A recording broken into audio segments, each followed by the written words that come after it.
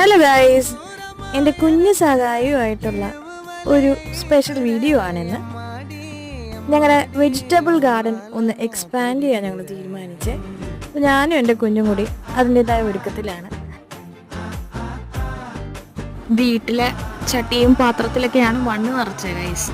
അത് എല്ലാം നല്ല രീതിയിൽ അറേഞ്ച് ചെയ്തതിന് ശേഷം ഞങ്ങൾ കുറച്ച് വെള്ളം ഒഴിച്ചു. എന്നിട്ട്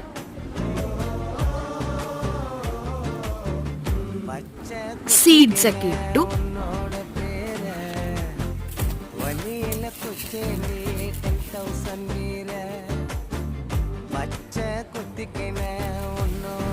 അതിനുശേഷം ഞങ്ങളൊരു ഇച്ചിരി വെള്ളം ഒഴിച്ചു കൊടുത്തായിരുന്നു.